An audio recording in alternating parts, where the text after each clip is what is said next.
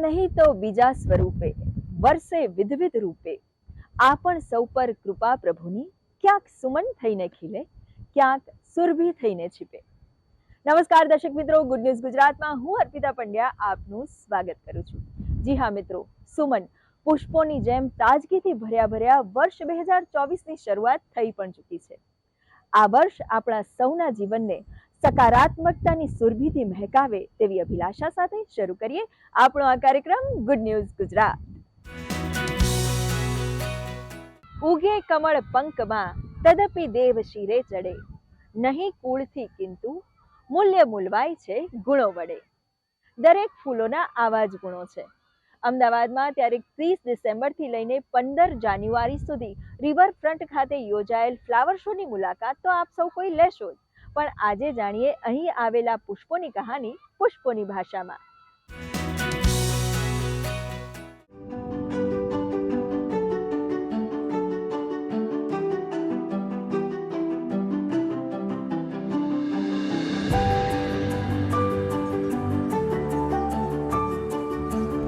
અમે એક બાગના પુષ્પો અને આ અમારો વિશાળ પરિવાર. અમારામાંથી મોટા ભાગના ફૂલો એવા છે જેનું મૂળ વતન કાશ્મીર જેવા ઠંડા પ્રદેશ છે, પરંતુ અમદાવાદના માળીઓએ અમારી માટે અહીં જ એવું વાતાવરણ બનાવી દીધું કે હવે અમારું જન્મસ્થાન અને કર્મસ્થાન બંને આ શહેર જ બની ગયું. અમને સ્પેશિયલ ટેમ્પરેચર પર જે સેપલિંગ્સ આવે છે એમને કંટ્રોલ ટેમ્પરેચર પર ગ્રો કરવામાં આવે. જ્યારે ફ્લાવરિંગ સ્ટેજ આવે ત્યારે અહીંયા ડિસ્પ્લેમાં મૂકવામાં આવે છે અને 15 ડેઝ સુધી અહીંયા જ પછી મેન્ટેન કરવામાં આવે છે. એટલે આ આખી પ્રિપેરેશન એડવાન્સમાં 2-3 મંથ પહેલાંની છે અને 15 ડેઝ સુધી અહીંયા રિપ્રેઝન્ટ કરે છે. પ્રકૃતિએ અમારામાં કેટલા રંગો ભર્યા, સુગંધ ભરી, પણ અમારું તત્વ એક જ છે, કોઈ માટે ખીલવું અને કોઈ માટે મહેકવું. સાચું કહીએ તો અમારી સુંદરતાને વધુ ખીલવી છે અમદાવાદના આ ફ્લાવર શોએ. ફ્લાવર શોમાં શરૂઆતમાં વડનગરના તોરણથી વેલકમ થાય છે. તેના પછી અલગ અલગ થીમ છે, જેવી કે મોઢેરાનું સૂર્ય મંદિરનું સ્ટ્રક્ચર ઊભું કરવામાં આવ્યું છે, વિક્રમ લેન્ડર છે, ચંદ્રયાન-3, આપણે કોન્સ્ટિટ્યુશન માટેનું આખું સ્ટ્રક્ચર છે, સંસદ ભવન બનાવવામાં આવ્યું છે, કિડ્સ માટે જુદા જુદા કાર્ટૂન્સ રેડી કરાયા છે, fruit and vegetable garden structures છે અને બીજા એક્ઝોટિક વેરાયટીઝનું પ્રદર્શન કરવામાં આવ્યું છે. જેવી થીમો પર ટોટલ 15 લાખ જેટલા સિઝનલ ફ્લાવર્સ ડિસ્પ્લે કરાયા છે અને સૌથી લાંબી વોલ 400 મીટરની ગ્રીન વોલ તૈયાર કરાઈ છે, જેમાં 7 લાખ જેટલા આપણે સિઝનલ ફ્લાવર્સ ડેકોરેટ કર્યા છે અને એ હજી સુધીની સૌથી મોટી ગ્રીન વોલ છે. સૌથી મેજરમાં પિટુનિયા છે, સૌથી વધારે જે ક્વોન્ટિટીમાં છે. એના અલગ અલગ કલર્સ છે, પિટુનિયા, ડાયન્થસ, ક્રિસાન્થીમમ, કોલિયસ, બીજા જેમ કે અલગ અલગ એક્ઝોટિક કેક્ટસ છે, ઓર્કિડ્સ છે. આ બધાનું મોસ્ટલી જે જ્યાં સુધી આપણે કુલ ક્લાઇમેટ છે ત્યાં સુધી ઠંડુ છે ત્યાં સુધી, એટલે માર્ચ સુધી, મિડ ફેબ માર્ચ સુધી ફ્લાવરિંગ આપે, એના પછી એ પ્લાન્ટ ડાય થઈ જાય. હવે મેક્સિમમ એના માટે જે પહેલેથી જે કેર હોય એ નર્સરીમાં હોય છે, જેવી આપણે રેગ્યુલેટર્સ હોય એના ફ્લાવરિંગ માટેના જે એ બધા ત્યાં નર્સરીમાં કરવામાં આવે છે. એના પછી એને અહીંયા જ્યારે ડિસ્પ્લે કરવામાં આવે છે ત્યારે મોસ્ટલી વોટરિંગ ને બધું જોવું પડે અને જો કોઈ ફ્લાવર કે પ્લાન્ટ મરી જાય તો પછી અમે એને રિપ્લેસ કરી દઈએ છીએ. અમારી પાસે બીજો સ્ટોક નર્સરીમાં હોય છે તો એની સાથે રિપ્લેસ થઈ જાય. એટલે 15 ડેઝ સુધી તમે જુઓ તો એઝ ઇટ ઇઝ બધું જોવા મળે.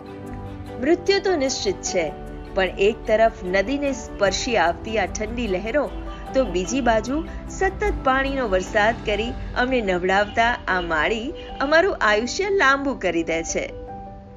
અને અમને હસતા ખીલતા જોઈ જ્યારે મુલાકાતીઓ અમને લાવણ્ય, સુંદરતા અને નિડરતાના સંયોજન તરીકે વર્ણવે છે ત્યારે અમને લાગે છે કે આહાહા, અમે જાણે 7મા સ્વર્ગમાં છીએ.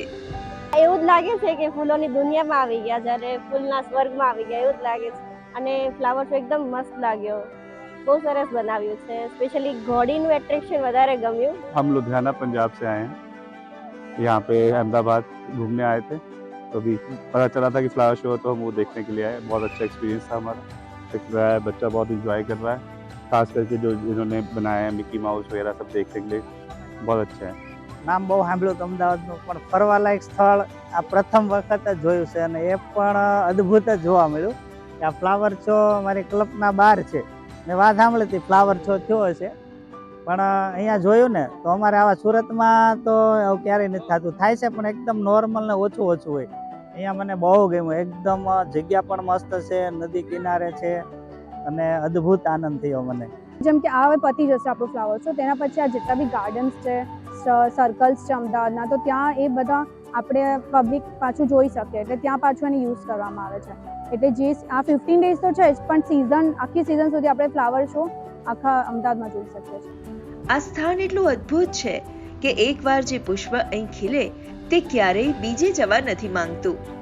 અમારા વડવાઓને કારણે અમને આ સ્થાન જન્મભૂમિ તરીકે મળ્યું અને આગળ અમારા બાળકોનો ઉછેર પણ આ અમદાવાદ વાસીઓ ખૂબ પ્રેમથી કરશે તેવો અમને વિશ્વાસ છે. અત્યાર સુધી 2 લાખથી વધુ લોકોએ આ ફ્લાવર શોની મુલાકાત લીધી છે. તમે આવ્યા કે હજુ બાકી છે? અને હા, આપણું જીવન લાંબુ હોય કે ટૂંકું તે મહત્વનું નથી, પણ આપણા સત્વ તત્વથી બીજાને કેવી રીતે આનંદ અપાય તે આ ફૂલો આપણને શીખવી જાય છે. કેમેરામેન લક્ષ્મણ રાજપૂત સાથે ખ્યાતિ બાજપાઈ જૈન, દૂરદર્શન, અમદાવાદ. મિત્રો, શિયાળો એટલે માત્ર ખાનપાન, પૌષ્ટિક આહાર, વ્યાયામ, ફૂલોની સુંદરતા કે હરવા ફરવાની ઋતુ એટલું જ નહીં, પણ આ ઋતુ છે ગુજરાતમાં યાયાવાર પક્ષીઓના આગમનની.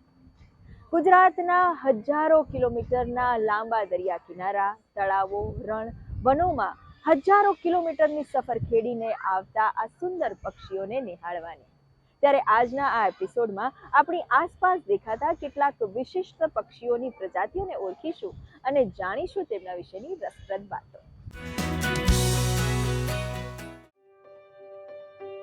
કહેવાય છે કે આ સજીવ સૃષ્ટિમાં મનુષ્યના ઉદ્ભવ સમયથી પક્ષીઓ આપણી સાથે રહેલા છે, પરંતુ આધુનિક સમયમાં વૃક્ષો, જંગલો કપાવાને કારણે પક્ષીઓના નિવસન તંત્રનો વિસ્તાર ઓછો થઈ ગયો છે. પરિણામે જોખમમાં મુકાયું છે આ પક્ષીઓનું અસ્તિત્વ. આથી જ પક્ષીઓ પ્રત્યે જાગૃતતા ફેલાય એ માટે દર વર્ષે 5 જાન્યુઆરીએ રાષ્ટ્રીય પક્ષી દિવસ ઉજવવામાં આવે છે. ઘણા બધા પક્ષીઓને પોતાની આગવી એક હેબિટેટ જેને કહેવાય છે કે દરેક પક્ષીને પોતાની એક હેબિટેટની જરૂર હોય છે. ક્યાંક ને ક્યાંક આપણી હરીફાઈમાં, આપણે આગળ વધવાની હરીફાઈમાં આપણે થોડુંક એમને નુકસાન પહોંચાડતા હતા અને જે સરકારે આ નેશનલ બર્ડ ડે ચાલુ કર્યો છે એનાથી લોકોમાં જે અવેરનેસ આવી રહી છે, એક જાગૃતતા આવી રહી છે. આજે વાત કરીએ અને જાણીએ આપણા સ્થાનિક પક્ષીઓ વિશે, જે આપણી આસપાસ રહેતા હોય છે પણ ખૂબ ઓછા લોકો તેને ઓળખે છે. ગુજરાતમાં આપણે પક્ષીઓની વિવિધતા ખૂબ છે. આપણે 500 થી 550 જેટલી સ્પીસીસ તો અહીંયા ઓલરેડી રેકોર્ડેડ છે. આજે આપણે જે વાત કરી રહ્યા છીએ એ ચિલોતરો એટલે કે ગ્રે હોર્નબિલ જેને કહે છે એની વાત કરી રહ્યા છીએ. ખાસું મોટું પક્ષી છે, જે કહેવાય ને કે એક સંભળીની સાઇઝનું હોય અને એને મોટી ચાંચ હોય છે જે થોડી આગળથી વળેલી હોય છે, આવું કાસ્ક જેવું એના ઉપર એક હોય છે ભીંગડું. અને એ જે છે એ એનું સ્પેશિયલી એનું નેસ્ટિંગ અને એનું જે કહેવાય કે એનું પારિવારિક જે આખું છે કે બચ્ચાઓને કેવી રીતે ઉછેરે છે એ ખૂબ ઇન્ટરેસ્ટિંગ છે.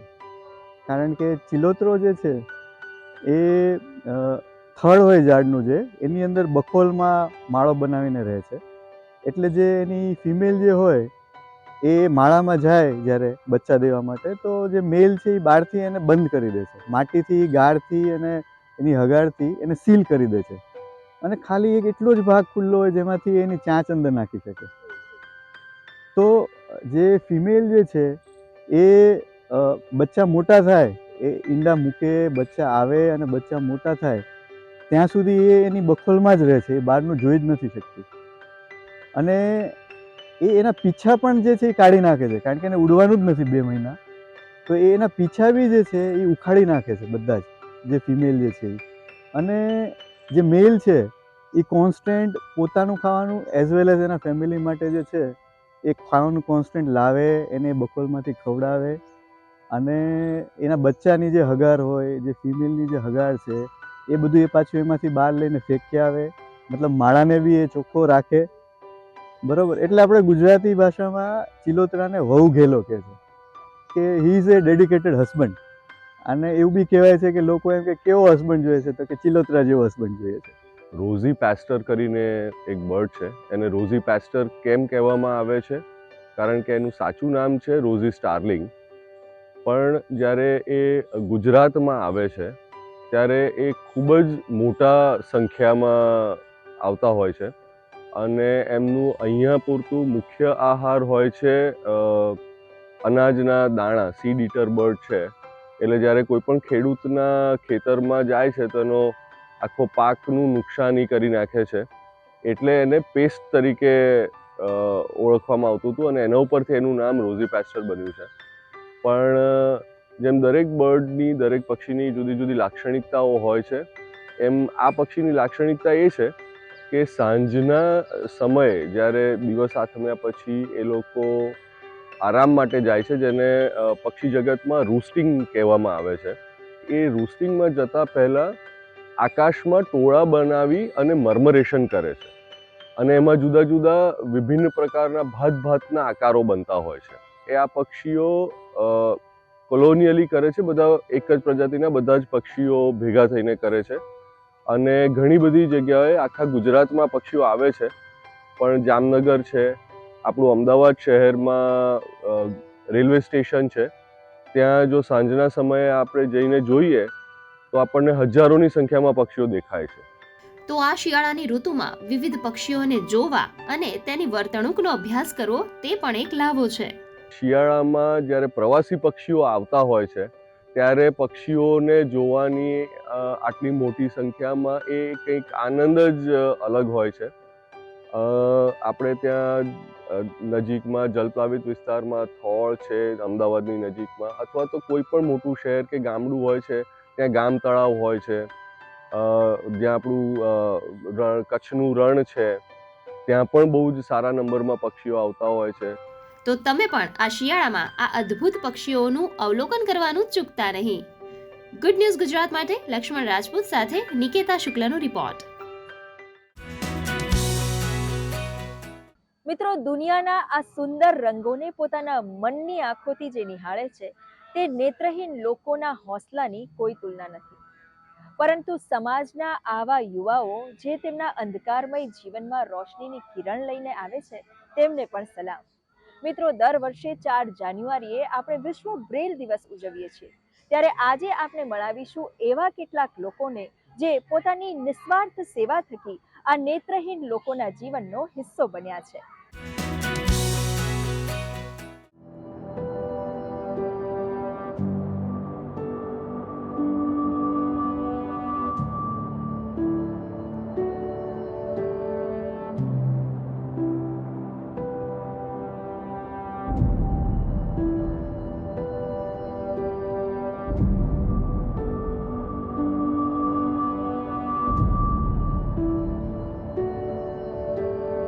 ઘણા લોકો એવું કહેતા હોય છે કે અમારી લાઈફમાં કોઈ રંગ નથી, તો અમારી પાસે છે ને રંગ.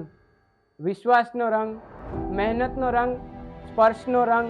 જેવી રીતે દિવાલ ચીરીને કું પણ કંઈ ખાસ નીકળે, કે જેવી રીતે દિવાલ ચીરીને કું પણ કંઈ ખાસ નીકળે, એવી રીતે દિવ્યાંગોની છાતી ચીરો તો આત્મવિશ્વાસ. આ એ આત્મવિશ્વાસ ધરાવતા દિવ્યાંગો છે કે જે તમને જીવવાની પ્રેરણા આપે.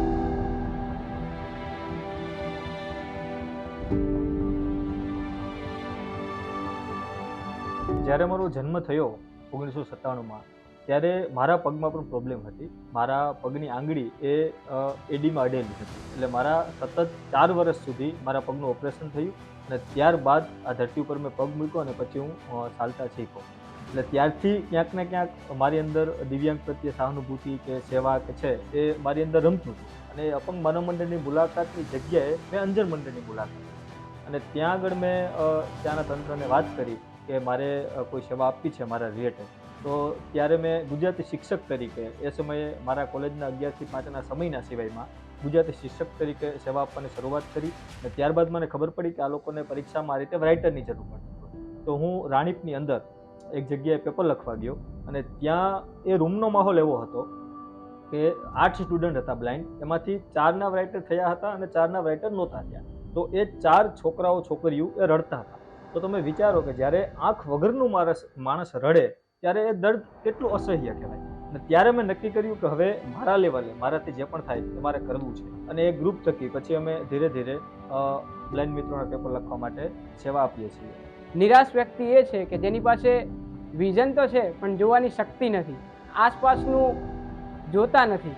અને અમારે ખાસ કરીને રીડર રાઇટરની જરૂર પડતી, તો અલ્પેશભાઈ ત્યાં વારંવાર એમને આવતા, તો એક દિવસ મને મળ્યા, તો એમને મેં મારી વાત કરી કે આવી રીતે મારે રીડિંગની જરૂરત છે, તો તમે તમારો સમય આપી શકો. ત્યારે લગભગ અલ્પેશ સરની ઉંમર હતી 19-20 વર્ષ. તો 19-20 વર્ષમાં પહેલાં તો એમને મને હા કહ્યું, અને આ વસ્તુ વિચારવી 19-20 વર્ષે દરેકને કેવા ખ્યાલ આવે, મારું કરિયર બનાવવું, એવા વિચાર આવ્યો 19-20 વર્ષમાં.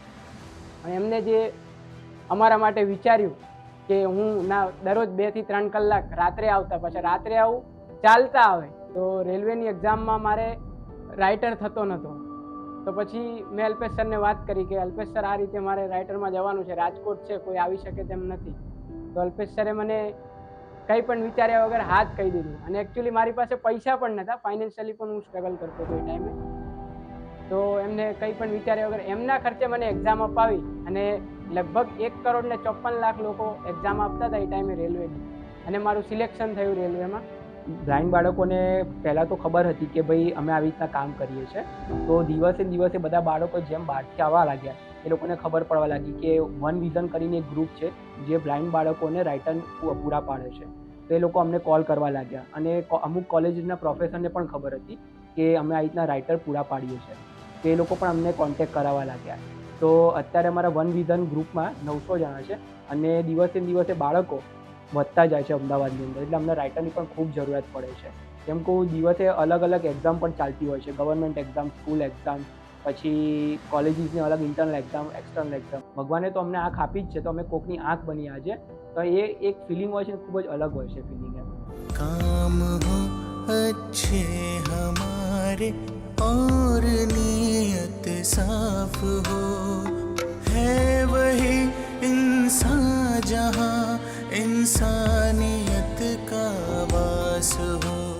એકચ્યુઅલી અમારા માટે ના એ અત્યારે અમારા છોકરાઓ જેવું થઈ ગયા છે, નાના હોય કે મોટા હોય અમારે, એટલે જે ઉંમરના હિસાબે અમે એવું લાગે છે જ્યારે એ લોકોના એક્ઝામ સ્ટાર્ટ થાય તો એવી રીતે ઘરનો માહોલ, આખું ઘરનો માહોલ એવું થઈ જાય કે બસ આપણા પોતાના છોકરાઓનો જે એક્ઝામ ચાલતું હોય, કદાચ ભગવાનને અમને એ આવડત આપી છે કે એવું લાયક બનાવ્યું છે કે અમે કોઈના કામ આવી શક્યા. 2014થી લઈને 2023 સુધી આ 9 વર્ષની અંદર મેં 800થી પણ વધારે દિવ્યાંગ મિત્રોના દરેક પ્રકારના પ્રાથમિક શાળાથી લઈ અને કોમ્પિટિટિવ એક્ઝામ સુધી પેપર લખ્યા, અને એ 800થી પણ વધારે પેપર લખવા બાબતે વર્લ્ડ રેકોર્ડમાં ઇન્ડિયામાં મને સ્થાન મળે.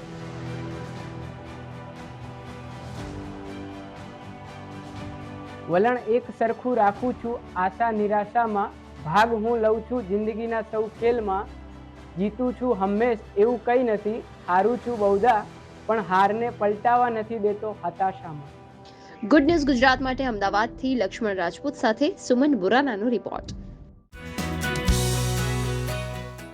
મિત્રો, શિયાળો આવે એટલે ગુજરાતનું મહાનગર અમદાવાદ મજાનું શહેર બની જાય છે.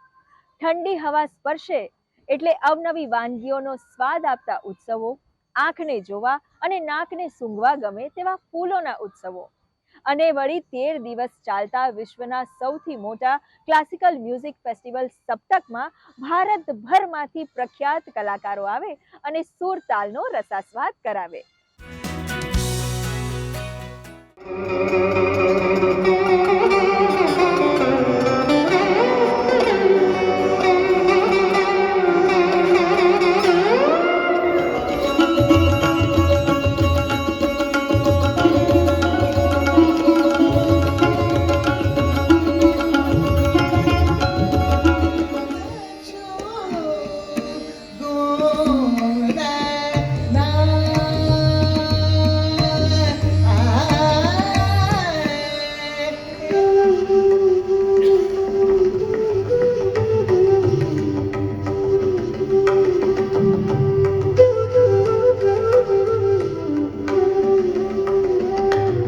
સપ્તક શરૂઆતમાં સ્કૂલ ચાલી, પછી નાના નાના પ્રોગ્રામો નંદનભાઈને બહુ શોખ હતો, અને અમારે રૂપાબેન, નંદનભાઈ, બધા અમારા ટ્રસ્ટીઓ મળીને અમે લોકો વિચાર કર્યો કે એક ટ્રસ્ટ ફોર્મ કરીએ, જેનું નામ સપ્તક અમે કર્યું, અને સપ્તક 80થી શરૂ થયું.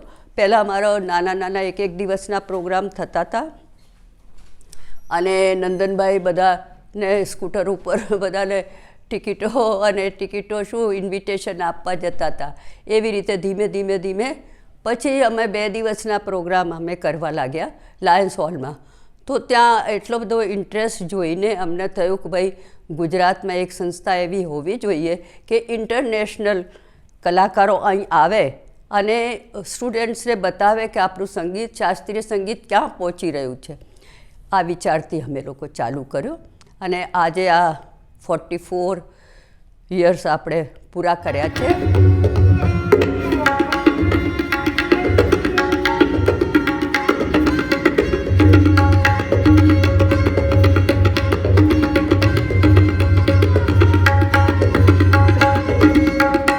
વર્ષોથી 1 થી 13 જે જાન્યુઆરી આપણે ફેસ્ટિવલ કરીએ છીએ, પણ તે સિવાય સપ્તક સ્કૂલ આપણે શ્રી વિદ્યાનગર હાઈસ્કૂલના પ્રિમાઇસીસમાં સાંજે ચાલે છે. એમાં તાલીમના વર્ગો શાસ્ત્રીય સંગીતના જે કોઈ અભ્યાસક્રમ અથવા તો સિલેબસ અથવા તો એક્ઝામ ઓરિયન્ટેડ નથી, ફક્ત ને ફક્ત પરફોર્મન્સ ઓરિયન્ટેડ આપણે તાલીમ અપાય છે. અને એમાં દરેક વયના લર્નર્સ આવે છે, રાઇટ ફ્રોમ 8 to 80. એટલે એમાં વયને ઉંમરને કોઈ જ પેલું બાધ્ય નથી.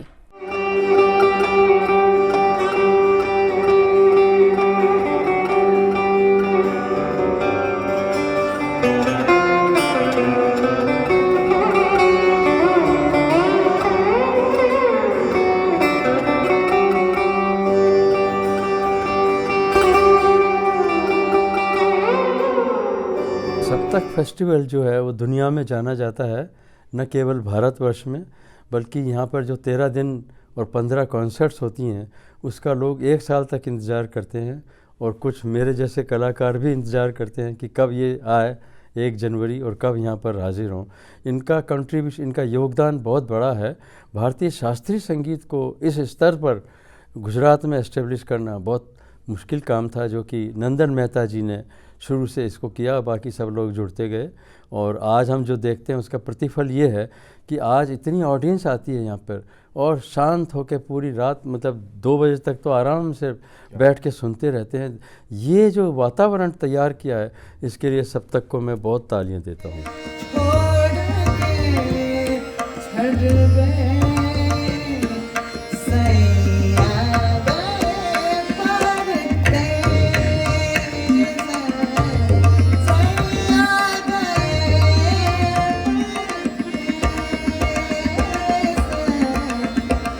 दिल्ली की तरफ, कलकत्ता में तो मशहूर है बिल्कुल, बहुत गली गली कॉन्फ्रेंस हुआ करते थे एक ज़माने के. लेकिन अभी भी तमिलनाडु चले जाइए, वहाँ पर भी ये चर्चा है Karnataka music, classical Karnataka music का. और हमारे यहाँ बंगाल में, महाराष्ट्र में बहुत ज़्यादा है, गुजरात में बहुत फैल रहा है. मैं तो गुजरात आ रही हूँ कम से कम 30 साल हो गया, उससे भी ज़्यादा. और आज का ऑडियंस तो मुझे इतना अच्छा लगा, इतने अच्छे सुनकार थे. मैंने कहा भी कि चलिए मेरे साथ मैं लेके जाती हूँ आप लोगों को.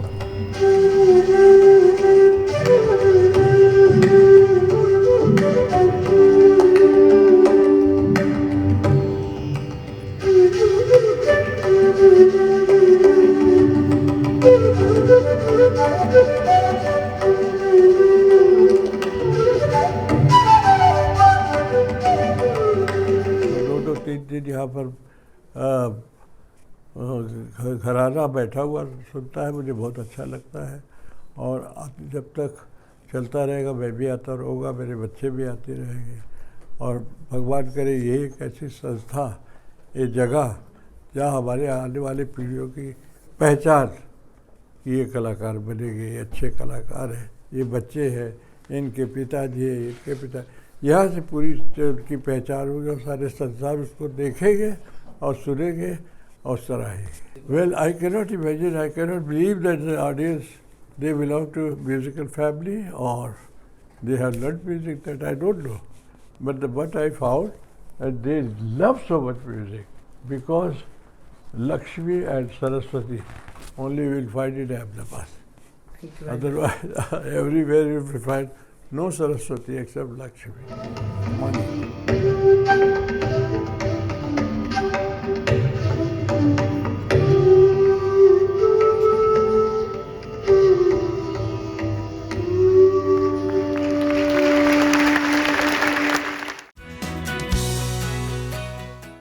पायो जी मैंने राम रतन धन पायो जी मैंने।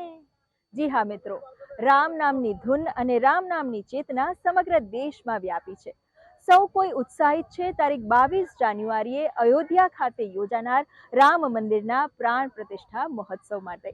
ત્યારે ગુજરાત અને ગુજરાત વાસીઓ પણ રામ મંદિરમાં અર્પણ કરવા માટે અવનવી ચીજ વસ્તુઓ બનાવી રહ્યા છે અને મોકલી રહ્યા છે અને આ રીતે પોતાનો ભક્તિ ભાવ અભિવ્યક્ત કરી રહ્યા છે.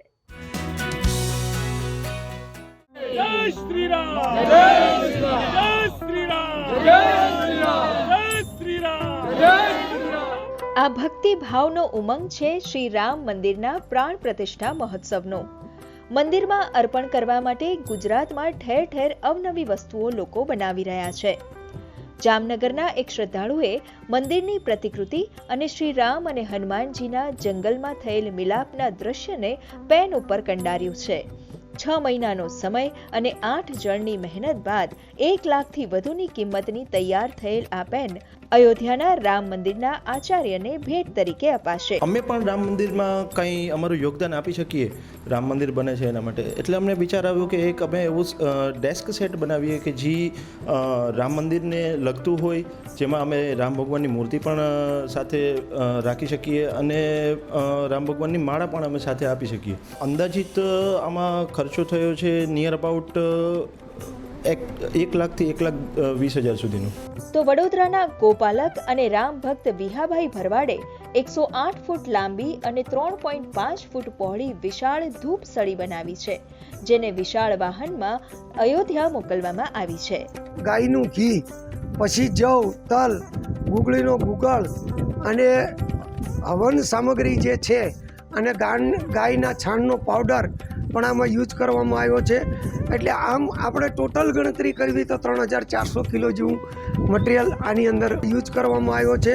તો અમદાવાદમાં જ રામ મંદિર માટે મુખ્ય ધ્વજ સ્તંભ સહિત 7 ધ્વજદંડ તૈયાર થયા, જેનું વજન 5,500 કિલોગ્રામ છે. ઉપરાંત મંદિરના 40થી વધુ દરવાજાઓના હાર્ડવેર પણ અમદાવાદમાં જ બનાવાયા છે.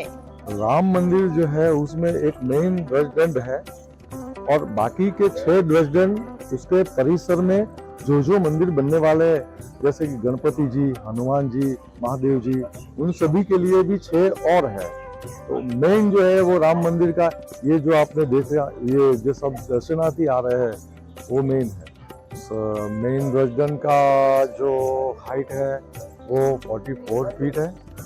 उसका वेट है 5,500 किलो और उसमें बनाने में सिर्फ और सिर्फ स्पेशल टाइप का ब्रास मटेरियल पीतल लगा हुआ. રંગીલા રાજકોટના આ કલાકારે લોકો નિહાળી શકે તે માટે રામ મંદિરનું આ વિશાળ પેઇન્ટિંગ બનાવ્યું છે. આ પેઇન્ટિંગ દ્વારા જે કોર્પોરેશન અમારી પાસે રાજકોટ કોર્પોરેશન પેઇન્ટિંગ કરાવે છે, તો અમે અમારી મહેનતથી અમારી જે લાગણી છે કે અમે સારું પેઇન્ટિંગ કરી છીએ, જેની એમાં ટોટલી ડિટેલ બનાવવાના છીએ કે જે થકી માણસો આમાં જોઈ શકે કેવું મંદિર છે, શું છે, અંદર કેવું હશે. પેઇન્ટિંગ અમારે છે 30 ફૂટનું. અમદાવાદના ડબગર સમાજ દ્વારા 56 ઇંચની ઊંચાઈ, 25 મણ વજન અને 8 લાખના ખર્ચે 20 કારીગરો દ્વારા 3 મહિનાની મહેનતના અંતે વિશાળ નગારું તૈયાર કરવામાં આવ્યું, જેનું સંતો મહંતોની હાજરીમાં પૂજન થયું અને જે અયોધ્યા મોકલવામાં આવશે.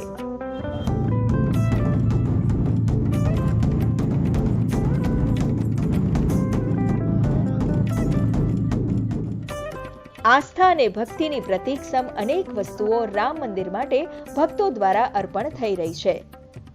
ગુડ ન્યૂઝ ગુજરાત માટે ગુજરાત ટીમનો રિપોર્ટ. તો મિત્રો, આ હતો અમારો કાર્યક્રમ ગુડ ન્યૂઝ ગુજરાત. આપ પણ આપનો અભિપ્રાય અને ગુડ ન્યૂઝ અમને મોકલી શકો છો. અમારું ઈમેલ આઈડી છે goodnewsgujarat@gmail.com. દર્શક મિત્રો, આપ અમારો આ એપિસોડ અમારી YouTube channel DD news Gujarati પર પણ નિહાળી શકો છો. તો ફરી મળીશું આપણા આ જ કાર્યક્રમમાં નવી કેટલીક સ્ટોરીઝ સાથે ગુડ ન્યૂઝ ગુજરાતમાં આવતા સપ્તાહે. ત્યાં સુધી આપની રજા લઈએ. નમસ્કાર.